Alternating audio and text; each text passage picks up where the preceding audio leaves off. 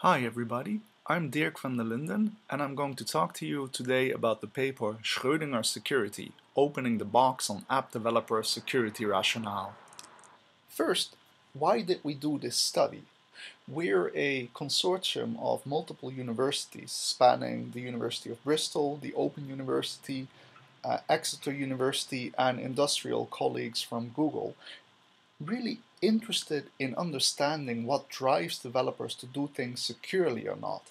And specifically in the context of this study, we're very interested in mobile app developers as their demographic has expanded significantly and it's no longer the domain of a select number of developers with deep technical skills, training and knowledge that are working in well-established organizations with lots of support structures available to them.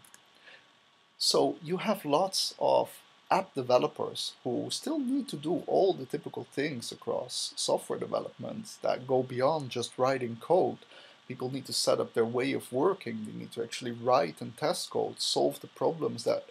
they run into. They need to deal with monetization to actually make a living from the things they do, and they need to deal with all the factors of release. And this increasingly diverse demographic of app developers has much less recourse to just say it's someone else's problem or someone else in the organization will take care of it. So we're really interested in understanding how this diverse crowd of app developers actually deals with all these kind of questions that might arise that go beyond just code, and to what extent they really consider security in those different tasks. So to that end, we ran two empirical studies where first we tried to really understand in depth what kind of behaviors app developers would exhibit and what kind of rationalization they would show over those kind of behaviors of different software development tasks, and whether that would actually correspond with a wider cross-section of mobile app developers. So we first ran a detailed empirical study with a number of app developers where we used a task-based approach, where we had a number of different tasks corresponding to the picture you saw earlier. For example, developers had to uh, set up an integrated development environment where they were given a task where they could select only a maximum of 3 functionalities from the plugins that they could enable, where some of them would definitely contribute to security, such as static code analyzer with security checking rules, and others would be supportive of other factors. And we look there if they actually select the things that do security or not. Similarly, we looked at how they actually deal with fixing source code. And in this case, as you can see in the full paper itself, we gave them an entire piece of code with different concerns in them and saw what they would fix first. We then also created a number of different tasks to focus on the other non-code related tasks, where we asked participants to sort what kind of choices they would do and what they would prioritize. For example, if we were asking them what they would do when they had no idea how to really deal with a particular API, they had to sort a number of options that included things like reading the official documentation or just asking another app developer you might know, or go to Stack Overflow and copy paste like we know people will do. And in these sort tasks, we basically checked whether the options that from literature we know prioritize security are sorted to the top, so prioritized, and the options that we know are quite bad for security are sorted to the bottom, or prioritized. Now, importantly, after that, we also asked every participant for their rationale for each task, how they solved it, why they think they did it, so that we could understand through a qualitative thematic analysis whether the decisions they made were actually grounded in a rationale of security or something else. Following this in-depth study, we conducted a larger survey using a simple Likert scale, where we had a couple of hundred Android app developers basically write whether they think the security of apps they develop are affected by decisions they make on the same topics that we had participants do tasks on in the first part, just to see whether the kind of attitude and whether the kind of secure solution and secure or insecure attitude would actually generalize to that wider angle. So what did we find? Well, interestingly, we saw that in the left hand of this graph, the distribution of solutions in the terms of the answers that participants gave was quite binary, that across a lot of the tasks you would have about half-half secure solutions and half non-secure solutions, that is, solutions that do not prioritize security. Although the two tasks that are heavily focused on social aspects, such as seeking help on a confusing API and seeking testers, showed far less solutions prioritizing security. What is particularly interesting is when you look at the quantification of the rationale analysis, that is,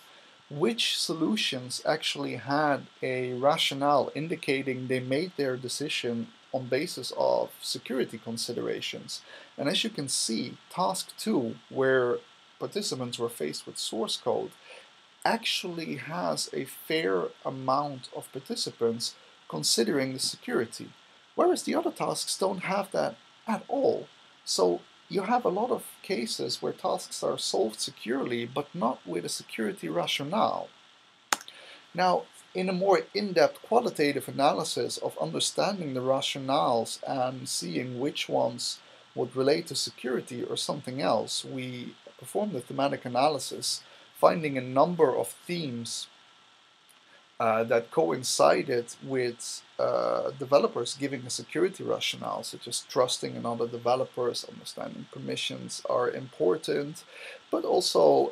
more simple dogmatic approaches like not assuming users are predictable, don't testing by yourself, which give more of an insight which you can read in the paper on really why developers reason the way they do. Now, when we compare that to a wider cross-section of Android app developers and their attitude towards these different tasks and whether they think that this affects the security of apps, we see a rather similar approach, that the code-facing tasks, so simply saying the code I write and the external SDKs I integrate into my code, those are seen as strongly affecting the security of your app, while a lot of the other tasks, such as the social tasks as involving testing, what sources you go to for help, or simply dealing with the license your software development is released under, those don't particularly seem to affect security in software developers' views. So what that means is that we basically see software developers, even though they may act securely across a variety of development tasks that aren't just dealing with code, their rationalization for security really only emerges when they're facing code or when they're actively thinking about code.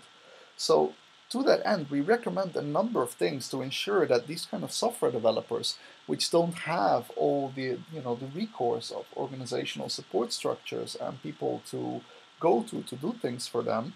that we need to make sure they also understand the potential security impact of all the different tasks and how important it is to reason about that security impact. So to that end, we have a number of takeaways. In particular, and most important, is to ensure a more critical attitude towards security among this increasingly diverse crowd of developers. And we need to really promote critical reflection on particularly social aspects. So what people do you trust and what resources do you trust that you need to rely on because you are such a small scale or even a solo developer which doesn't have all those other support structures. In the same vein, solo and small-scale app developers really need support to make the right choices in terms of security, not just for code. We understand that there is a lot of work on teaching software developers what you have to do right in writing secure code, what kind of vulnerabilities you have to avoid. But developers need a lot more support also in those tasks that don't have to deal with code. So Research could, for example, focus on incorporating support for such activities within IDEs in a manner that's unobtrusive to the fluidity that software developers desire. And finally, to reason about security and to actually act upon it, in particularly among all those other tasks, we should really we should really encourage software developers to take a user-centric view to understand the consequences that vulnerabilities have for their users, to basically shift the notion of software vulnerability as an abstract thing to understanding how the actions and the decisions they take in different software development tasks may have negative impacts on their users. So that's the overview of the two empirical studies we've done for this paper. I invite you all to take a look at the details in the paper itself. Check out our project website on www.writingsecuresoftware.org and ask us any questions, comments, suggestions you have. We'll be online here to chat with you. Thank you very much.